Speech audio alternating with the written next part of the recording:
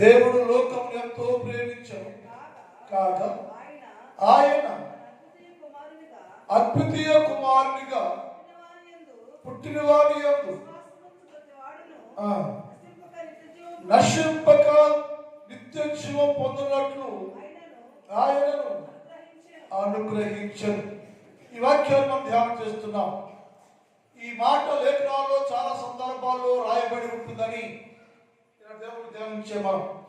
ఎందుకంటే దేవుడు ఆయన కుమారుడు అనబడే యేసు ప్రభుల వారిని మనందరి కోసం ఈ లోకంలోనికి అనుగ్రహించను, బహుమానంగా ఇచ్చాను.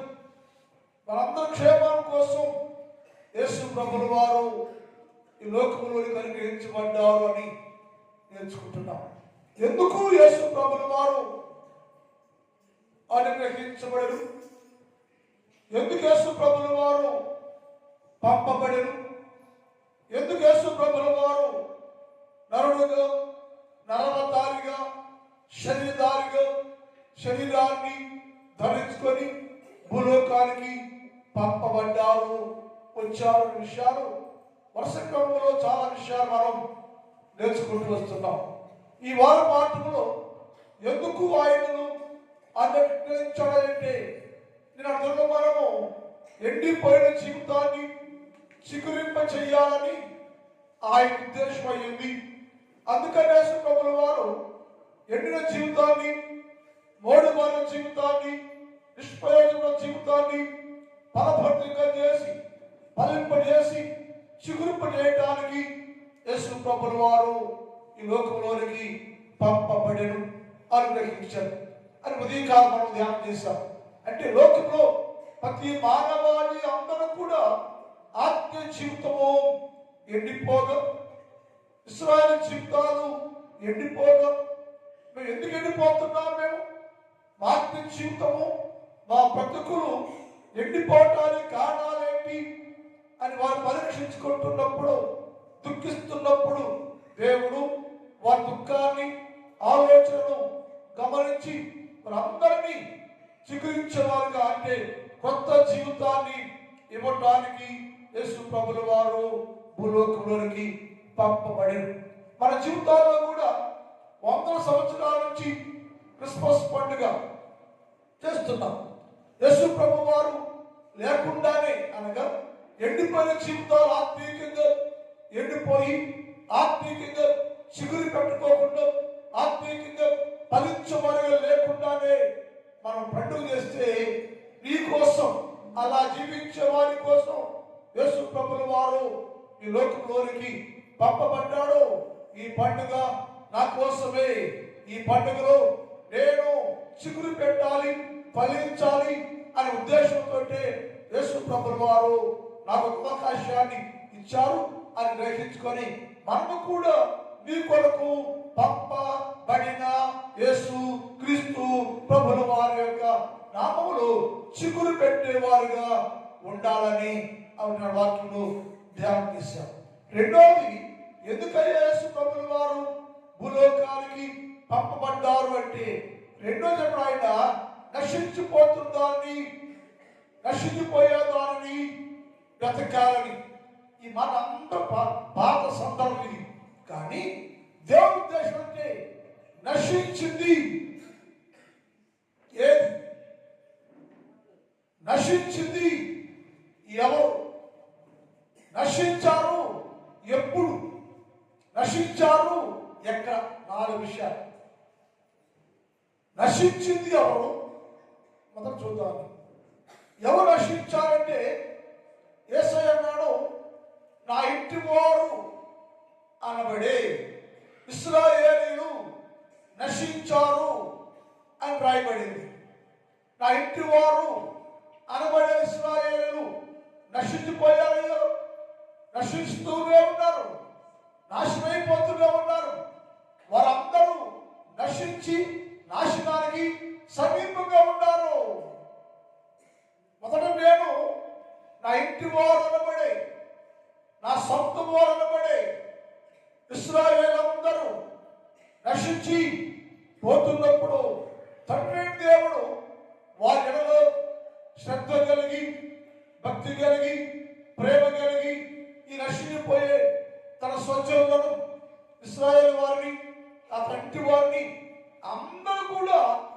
నశించిపోకుండా ఉండాలి. ఎందుకంటే అందరూ భక్తిహీనులు మారిపోయారట. భక్తిహీనులు మారిపోతే భయపెట్టింది. భక్తిహీనుడు నశించిపోతాడు కదా. భక్తిహీనుడు ఇశ్రాయేలీయులు భక్తిహీనుగా మార్చబడితే, మానవుడు భక్తిహీనుగా మార్చబడితే ఈ భక్తిహీనులందరూ నశించిపోతారు కదా అన్నాడు. 37వ కీర్తన 20 చూద్దాం ఒకసారి. 37వ కీర్తన 20వ వచనం. భక్తిహీనులు నశించిపోవుదురు, యెహోవా విరోధులు లేత పువ్వుల. ఈ గమనించాలి, భక్తిహీనులు నశించిపోతారు అన్నాడు. మీరు కామెంట్లోకి వెళ్తే చాలా విషయం పెట్టాడు. భక్తిహీనులు ఎందుకు మారయ్యా? నీ స్వజనులు, నీ ప్రజలు, లోక నివాసులు, ప్రజలందరూ భక్తిహీనులు మాటల కారణం ఏంటి? భక్తి లేదా, వాక్యం లేదా, సువార్త లేదా, ఎవరు చెప్పలేదా? చెప్పని కారణం చేత వారందరూ భక్తిహీనులుగా మారిపోయారు అని ప్రశ్న వేస్తే యేసయ్య అన్నాడు, నేను ఆదిలో నుంచి తన ప్రజలకు దర్శనమిచ్చి ఆదిలో నుంచి తన ప్రజలను పరామర్శించి ఆదిలో నుంచి తన ప్రజలకు సువార్త ప్రకటించి మీరందరూ భక్తి కలిగిన వారుగా ఉండండి అనగా, నా స్వజనులుగా ఉండండి, నా సొంతైన వారుగా ఉండండి అని నేను ప్రవర్తిస్తూనే వచ్చాను, హెచ్చరిస్తూనే వచ్చాను. కానీ నా ప్రజలందరూ భక్తిహీనులుగా మారిపోయి జీవిస్తూ ఉన్నారు. వారి భక్తిహీనత వారిని నాశనానికి నడిపిస్తుంది. నశించిపోతున్నారు. ఇలా నా స్వజనులే కదా, నా ప్రజలే కదా, అలా నశించిపోతే ఎలాగని దేవుడు ఆలోచన చేశాడు. ఇప్పుడు ప్రశ్న, యెషయా ప్రార్థన చేస్తున్నాడు. దేవా, దేవుని సన్నిధిలో ఉన్నాడు, పరలోకం వైపు చూస్తున్నాడు, ప్రార్థన చేస్తున్నాడు. పరలోకములో కోటాను కోటి దేవుని దూతలు దేవుని దగ్గర స్తోత్రం, పరిశుద్ధుడు పరిశుద్ధుడు పరిశుద్ధుడని గానము చేస్తూ ఉన్నాడు. ఆ మహిమను చూస్తూ ఉన్నాడు. అయ్యా, నేను కొన్ని ప్రజలే కదా, నీ కుమారుడే కదా, అంత వైభవంగా ఉంది కదా, పరలోక రాజ్యం, నీ ఉండే స్థలం, నీ నివాసము అంత వైభవంగా పరిశుద్ధంగా నీతిగా దేవుని దూతలు నిన్ను కొనియాడుతూ ఉన్నారు కదా. నేను ఈ మందిరంలో ఉన్నానయ్యా, నీ మందిరంలో ఉన్నానయ్యా, మనం చూడండి అన్నాడు. నేను నశించితిని. యెషయా గ్రంథం 6వ అధ్యాయం 5 చూద్దాం. యెషయా అయ్యో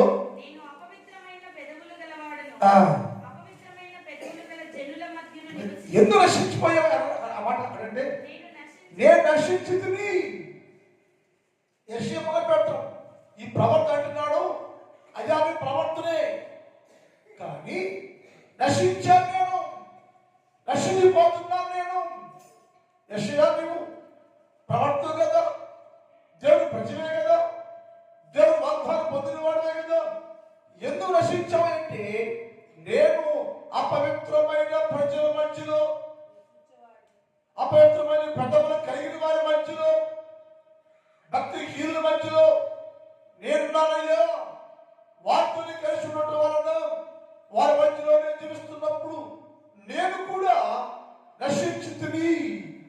అపవిత్రమైన ప్రజలలో, అపవిత్రమైన పెద్దలు కలిగిన ప్రజల మాటలు నేను వింటూ, నేను మాట్లాడుతూ, వాటిని ఆలకిస్తూ ఉన్నందువలన నేను కూడా నశించానయ్యా, నశించిపోతున్నాను. దేవా, నీకు ఇష్టమైతే నేను నశించిపోవడం ఇష్టం లేదు కదా. ఈ భూలోకంలో ఏ వ్యక్తి నశించిపోవటము నీకు ఇష్టము కాదు కదా. నన్ను కూడా నశించిపోకుండా చెయ్యయ్యా అని ఆయన గ్రహించంటే, నేను నశించానయ్యా, నశించాను, నేను నశించిపోతున్నాను. నేను నశించిపోవడం కారణం ఏంటంటే, ప్రజలు, అపవిత్రమైన ప్రజలు అపవిత్ర పెదవులు కలిగిన ప్రజలు వారి మధ్య పరిశుద్ధుడే కానీ నేను కూడా అపవిత్రపరచబడుతున్నాను, నశించిపోతున్నానయ్యా, నన్ను సరిచేయవా అని ప్రార్థన చేస్తే అతడు సరిచేయబడ్డాడు. ఆకాశంలో నుంచి దేవుడు వచ్చి అగ్నితో కాల్చిన కాలు నుంచి పెదాలకి అంటించి తన్ను తాను శుద్ధులు చేసింది. శుద్ధి అంటే నశించిపోకుండా, నాశనం కాపాడకుండా అతన్ని కాపాడింది.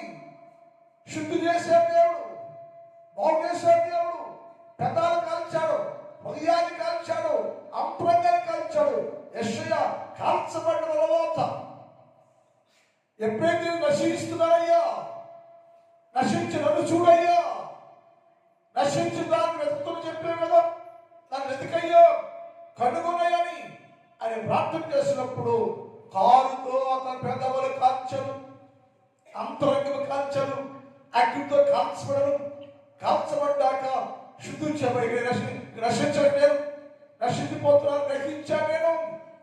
అప్పుడు ఆయన అన్నాడు, అయ్యా నేను నశించిపోతున్నా అనుకున్నాను, అయ్యో అది మీరైతే నన్ను కాల్చారు, శుద్ధి చేశాను, కాబట్టి ఇప్పుడు నేను వెళ్ళేదయ్యా నీ పరిచర్య కోసం, నీ పని కోసం నేను బయలుదేరతాను, వెళ్ళమంటావా, నిన్నానయ్యా పంపయ్యని యెషయా మార్చబడి మాట్లాడుతున్నాడు. అంటే అది ఏ గ్రహించంటే నశించాను నేను.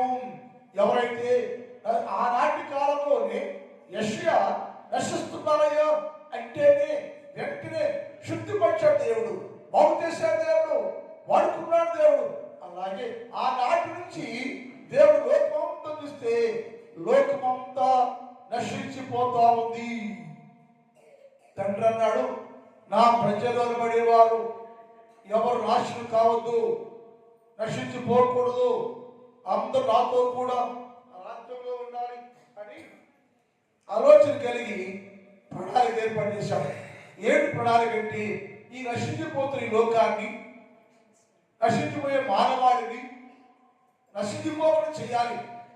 అసలు ఎందుకు నశించాడా ప్రశ్న వచ్చింది అక్కడ. ప్రజలు మానవుడు నశించిపోవడానికి కారణం ఏంటో 4 విషయాలు అక్కడ రాయబడ్డాయి. ఒకటి, వారు యెహోవాను గూర్చిన జ్ఞానము లేని వారైనందున, యెహోవాను గూర్చిన జ్ఞానము లేనందువల్ల వారు నశించిపోతున్నారయ్యో. నశించిపోతున్నారు కారణం ఏంటి? లోకం నశించిపోతుంది కారణం ఏంటి? యేసు ప్రభువే స్వయంగా రావడం వచ్చింది కారణం ఏంటి? ఆయనే స్వయంగా మానవ అవతారంలోకి మార్చబడి మనిషిగా వచ్చి ఈ నశించిపోయే లోకాన్ని నశించిపోకుండా కాపాడుకోవడానికి వచ్చాడు కదా. అస్సలు మానవాళ్ళే కానీ, ఇశ్రాయేలే కానీ, లోకంలో ప్రజలే కానీ నశించిపోవడానికి కారణం ఏంటి?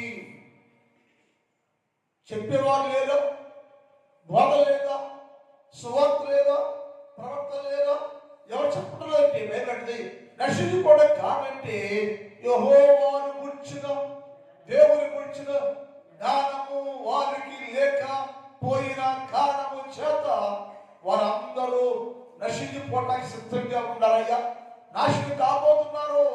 హోషేయ గ్రంథం 4వ అధ్యాయం 5వ వచనం. హోషేయ 4వ అధ్యాయం 5వ వచనం. కాబట్టి రాత్రి నీతో కూడా ప్రవక్త పూలు నీ తండ్రి లేని నాశనం చేతులు నా జనులు జ్ఞానము లేక నశించిపోతున్నది. అసలు ఉద్దేశం అంటే నా జనులందరూ జ్ఞానము లేక విసర్జించేసి నశించిపోతున్నారు. నశించిపోవడం మొదటి కారణం అంటే జ్ఞానము లేకపోవటం. దేని జ్ఞానమయ్యా? యెహోవాను గురించిన జ్ఞానము లేకపోవట. యెహోవాను గురించిన జ్ఞానం కావాలి మనకి. ఏ జ్ఞానం లేదా? ఎందుకు జ్ఞానం కావటం లేదయ్యా అంటే లోక సంబంధమైన ప్రతి జ్ఞానమును మానవుడు కలిగి ఉన్నాడు. కానీ దేవుని గురించిన జ్ఞానం కలిగి ఉంటే తన్ను తాను యెషయావలే పరీక్షించుకొని సరి చేసుకొని శుద్ధులుగా ఉంటారు. కానీ మానవునికి ఏమన్నాయంటే యెహోవాను గురించిన జ్ఞానము లేదు, జ్ఞానము లేక వారు నశించారు, నశించిపోతున్నారు. ఆ విషయాన్ని నేను చూశాను. అయ్యో నా ప్రజలు నశించిపోకూడదు. అయ్యో వారేమో జ్ఞానమే లేక, తెలివే లేక, దేవుడే లేక, దేవుని గురించి జ్ఞానమే లేక నశించిపోతున్నప్పుడు దేవుడు అంటాడు, నేను వాగ్దానం అందరూ నా ప్రజలందరూ యెహోవాను గురించిన జ్ఞానము తెలివి లేక వారు నశించి పోతూ ఉన్నారు, నాశనమైపోతున్నారు. నాశనమైపోవడానికి కారణం ఏంటంటే యెహోవాను గురించిన జ్ఞానము లేదు, అది వారికి అసహ్యమాయను. జ్ఞానం అసహ్యమైంది అంటారు మనుషులు. దేశయ్య మరి కోటాను కోట్ల మంది ఇలాంటి పండుగ వస్తే నెలలు ఎంతగా యేసు ప్రభుతో ఉంటున్నారు, ప్రార్థన చేస్తున్నారు, పాటలు పాడుతున్నారు, పరిశుద్ధం చెప్పుకుంటున్నారు. పరిశుద్ధ సంఘంగా కోటాను కోట్ల సంఘంలో కుస్తులో ఉండిపోయి మరి అవసరం ఏంటయ్యా అంటే వేసాడు. వారు నశించారయ్యా. నశించిపోవడం కారణం ఏంటి? జ్ఞానం లేదు. అసలు నా గురించి జ్ఞానమే అసహ్యమైపోయిన వారికి సామెతల గ్రంథం జ్ఞానం వారికి ఏమైందంట. ఎందుకయ్యా నశించిపోతున్నామంటే జ్ఞానాన్ని సంపాదించుకొని, తెలుగు సంపాదించుకొని, భక్తి కలిగి యెషోవానే గ్రహించి అయ్యా నశించిపోతున్నాను, నేను నాశనం చేయొద్దయ్యా, నశించొద్దయ్యా, బాగు చేయని అడిగేవారు లేరు. లేకపోగా మానవులు జ్ఞానమే లేక నశిస్తూ ఉంటే అన్నాడు వారికి యెహోవాను గురించిన జ్ఞానము వారికి అసహ్యమాయను. యెహోవాను గురించిన జ్ఞానము వారికి అసహ్యం అంట. అంటే అటువంటి జ్ఞానం అంటే ఎవరు? దేవుడిని అసహించుకుంటాడు మానవుడు. ఇశ్రాయేలే కానీ, మనమే కానీ, మానవుడే కానీ ఎవరైనా ఏమవుతుందంటే యెహోవాను గురించిన జ్ఞానము వారికి అసహ్యమైపోయింది. ఏ వ్యక్తి అయితే దేవుణ్ణి, లేఖనాన్ని, వాక్యాన్ని అసహించుకుంటూ ఈ దేవుడు వద్దయ్యా, వాక్యం వద్దయ్యా, నామకార్థంగా ఆచారంగా జీవిస్తుంటే దాన్ని ఏమంటే యెహోవాను గురించిన జ్ఞానాన్ని అసహించుకుంటున్నాం.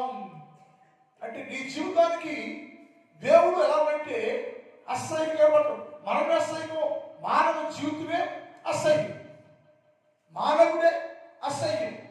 ఈ మానవుడికి యెహోవాను గురించిన జ్ఞానం దేవుడంట అసహ్యమాయన మాట. జ్ఞానము అసహ్యమాయను. యెహోవాయందు భయభక్తులు కలిగి ఉండుట వారికి ఇష్టం లేదట. మరి ఈ ప్రాంతాలు ఏంటి? దృష్టిలో మన ప్రాంతాలు బెత్లెహేములో సందడి, పశువుల పాకలో ఉందా అంటే అదేంటి? ఆ శోధన వేగంలో మనం ఎక్కచారంగా మారుతున్నాం. ఆ రోజు బెత్లెహేములో సందడే ఏ సందంటే ప్రజాసైనిక రాష్ట్రం జనం సందడం ఉందంటే అందరూ పాటలు అక్కడ సత్రము చెడిపోయి ఆడగోలే ఉంది. యేసు పుట్టాడని సంబరాలు లేదా? కానీ మానవులకు ఏమంటే భయభక్తులు లేవు. అటువంటి యెహోవాను గురించి జ్ఞానము లేకపోవడం అసహ్యంగా అని దేవుడిని అసహించుకుంటున్నావు. నువ్వు ఇన్నేళ్ళు అయిపోయినా, 100 ఏళ్ళు అయిపోయినా యెహోవాయే దేవుడు, నా దేవుడైనా సర్వశక్తిమంతుడు అని గ్రహించలేక, దేవుడు అర్థం చేసుకోలేక, దేవుడితో ఉండలేక ఆ దేవుడు కూర్చొని జ్ఞానం అసహ్యమైపోయిందట. అందుకే అన్నాడు అబ్రాహాం బి కేర్ఫుల్ చెప్పాడు. 16వ అధ్యాయానికి 17 ఆదికాండంలో 16వ అధ్యాయానికి 17వ అధ్యాయానికి ఒక అధ్యాయం తేడా. ఈ అధ్యాయానికి మధ్యలో చాలా కథలు నడిచింది. చాలా కథ నడిస్తే చెప్పే దేవుడు, అబ్బాయి అబ్రాహాం, నీవు నేనేం తెలుసుకోవాలి, నేను భయం లేకుండా, భక్తి లేకుండా నువ్వేం చేసావయ్యా? ఆఖరి పెళ్లి చేసుకున్నావు నువ్వు, అది శాపం. కాబట్టి నీకు ఏం చేయాలంటే ఇప్పుడైనా నువ్వు, నేనేం తెలుసా, సర్వశక్తి కలిగిన దేవుడను, పవర్ కలిగిన దేవుడను, నేను సర్వశక్తి కలిగిన దేవుడు అయ్యా. అయితే నా సన్నిధిలో ఉంటున్నావే, నా సన్నిధిలో ఉంటే నీవు జ్ఞానం కలిగి ఉండాలి, భయం కలిగి ఉండాలి, నిందరహితంగా ఉండాలి. నా సన్నిధి నడుచుకుంటూ నిందారహితులుగా చదువు అయినప్పుడు యెహోవా అతను ప్రత్యక్షమై, నేను సర్వశక్తి కలిగిన దేవుడను, నా సన్నిధిలో ఉండే వారు ఎవరైనా సరే అబ్రహాంతో సహా నిందారహితంగా ఉండాలి. అంటే భయము భక్తి కలిగి దేవుణ్ణి స్వీకరించే వారుగా ఉండాలి. కానీ మానవ లోకానికి, ఇశ్రాయేలుకి ఏదంటే దేవుని భయభక్తులు కలిగి ఉండటము ఇస్తుందంట. ఇస్తుందంటే బాధ్యతకు యేసయ్య అంటే ఇష్టం లేదంట, జ్ఞానం అసహ్యమైపోయిందంట. ఆ రెండు ఉన్నందువల్ల నువ్వు నశించిపోతున్నావు. దేవుడు గ్రహించాడు, నువ్వు గ్రహించట్లా. ఆ యెష గ్రహించాడు, అయ్యా ప్రజలను బట్టి పరిస్థితులు బట్టి నేను ఆ మధ్య ఉంటాను కాబట్టి నేను నశిస్తున్నాను అని యెషయా గ్రహించాడు. మనం గ్రహిస్తున్నావా? భయం లేకుండా ఉంటున్నావు నువ్వు. నాకు అసహ్యం, ఆ మాట చాలా లోతైన మాటది. యెహోవాను గురించిన జ్ఞానం వారికి అసహ్యమాయను, వారు యెహోవా యందు భయభక్తి కలిగి ఉంటాడు. ఇష్టం లేదయ్యా, జ్ఞానము అసహ్యమంట, భయభక్తి ఉండటం వారికి ఇష్టము లేని కారణం చేత వారు దేవుని విసర్జించారు, నశించారయ్యా. ఎవరన్నాయ్యా నన్ను విసర్జించాను, అది ప్రేమ. నేను ఇష్టం లేకపోతే పర్వాలేదు, నేను ఇష్టం లేకపోయినా పర్వాలేదు, మీరు అందరూ నశించిపోకూడదు, నాకు కావాలి.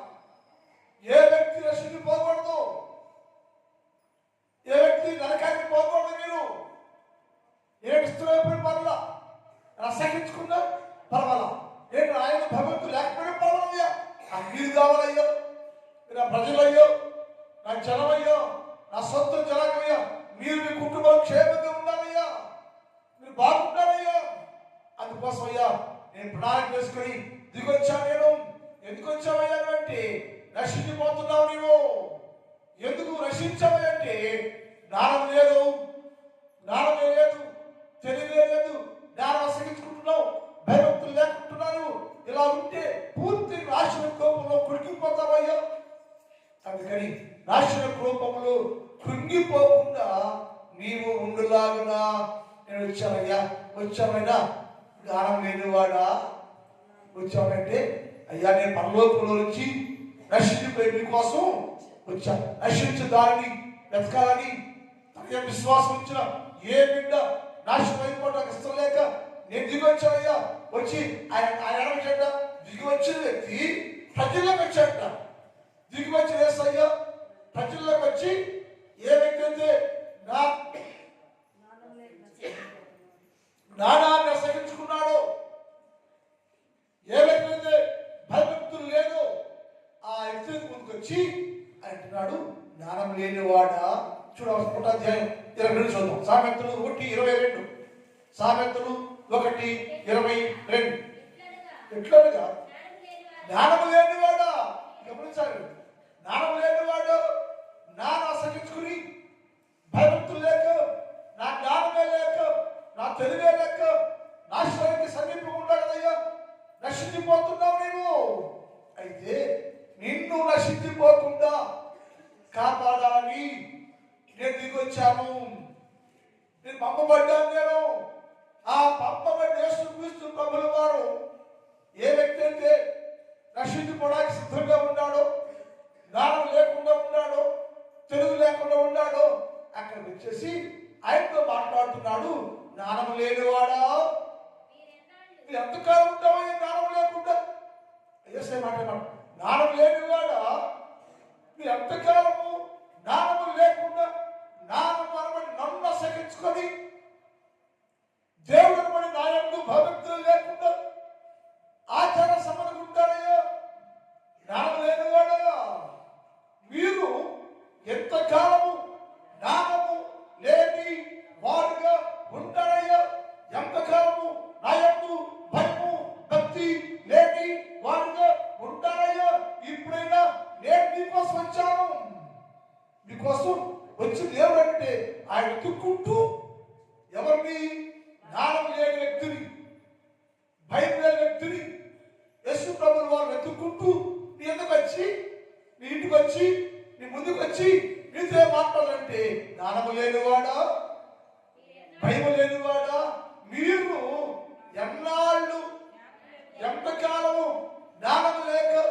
భయము లేక జ్ఞానము అనబడే దేవుని అసహించుకుంటూ జ్ఞానహీనులుగా ఉండి నశించిపోతారయ్యా.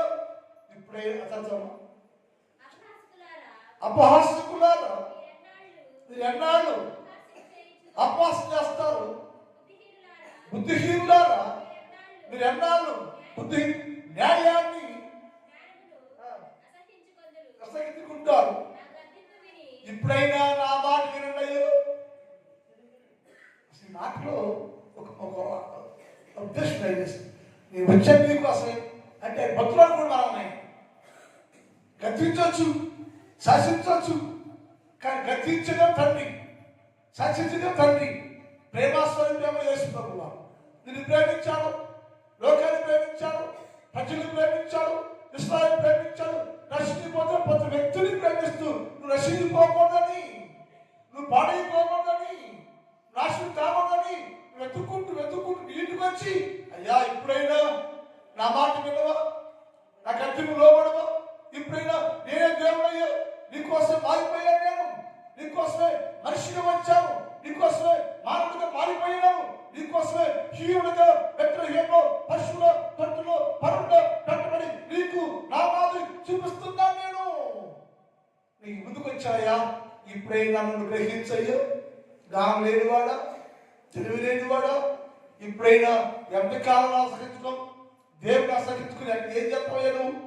ఒకవేళ తెలియక అసహించుకుంటే నేనే స్వయంగా నీ ముందుకు వచ్చా. నేను ఇప్పుడైనా నువ్వు నా ముందుకు వచ్చి నన్ను గమనించయ్యా అని జ్ఞానం లేని వాడితో వేసాడు. జ్ఞానం లేనివాడా, ఇప్పుడైనా నువ్వు నా మాట వింటే, ఇప్పుడైనా నువ్వు నా కొట్టి చూస్తే, ఇప్పుడే నువ్వు నేనే దేవుడిని గ్రహించి నా కొడుకే యేసుక్రీస్తు ప్రభువు మార్పులోకి దిగి వచ్చాను అని గ్రహిస్తే, ఇప్పుడైనా నువ్వు క్షేమాభివృద్ధి కలిగి ఉంటావయ్యా.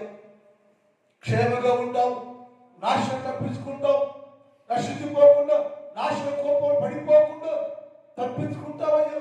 అదే అధ్యాయం 1:32 చదువు, 32-33 చదువు. జ్ఞానం లేనివాడు జ్ఞానం లేనివాడు యెహోవాను విసర్జించి నాశనమైపోతున్నారు. బుద్ధిహీనులు ఈ క్షేమమే, వారి జీవితాలు క్షేమమే ఉండదు. అందుకని ఇప్పుడే జ్ఞానము కలిగి ఉండండి అయ్యా అని చెప్పాడు.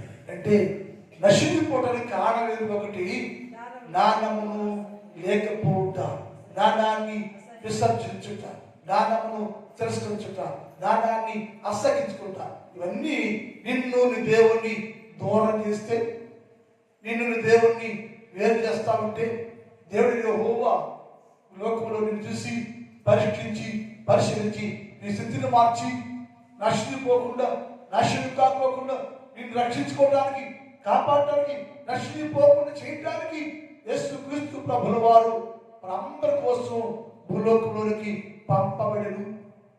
ఆయన దిగివచ్చి ఎదుగుతున్నాడు. ఆయన ఎవరు ఎక్కడ నశించాలని నీ ముందుకు వచ్చాడు. ఏ కాలంలో నశించావా? నశించిపోతే ఇప్పుడే చెప్తే యెషయావలే, దేవా నేను నశించానయ్యా, నా కోసం వచ్చావు కదా, సరిచేయ్యో, నా కోసం వచ్చావు కదా, బాగు చేయ్యో, నా కోసం వచ్చావు కదా, నా సరిచేయ్యా అని మాట్లాడితే, ఎవరైతే దేవుని మాటలకు లోపడితే వాళ్ళన్ని విషయాలు క్షేమ 33 విషయాలు సామెతలు 1:33. ఇప్పుడైనా నా ఉపదేశాన్ని అంగీకరించువాడు సురక్షితంగా నశించిపోకుండా, నాశనం కాకోకుండా, ఇప్పుడైనా ఈ రోజైనా 2025 వరకు ఒకవేళ నువ్వు జ్ఞానాన్ని అసహించావా, భయం లేకుండా ఉన్నావా, నశించుకోవడం సిద్ధంగా ఉన్నావా, నాశనం కాబోతున్నావా? నీకోసమే నేను దిగి వచ్చా, నీకోసమే నేను పుట్టానయ్యా, నీకోసమే వచ్చి నీ చుట్టూ తిరుగుతున్నా నేను. ఇప్పుడైనా నువ్వు నా ఉపదేశాన్ని వింటే, నా మాట వింటే, నా పట్ల చూస్తే, నా ముందుకు వస్తే, నీవు అన్ని విషయాలు సురక్షితముగాను క్షేమముగాను ఉందువుగాక. అయిపోయింది ప్రార్థన. మిగిలిన భాగాన్ని రేపటి కాలం ధ్యానం చేద్దాం. నా తండ్రి, నీ పాదములకు స్తోత్రాలు. పరిశుద్ధుడు అయిన దేవ, ఉదయకాలం మాతో మాట్లాడారు. నశించిపోతున్న వాడిని జీవులో పంపాలని మీ ఉద్దేశం అయ్యా.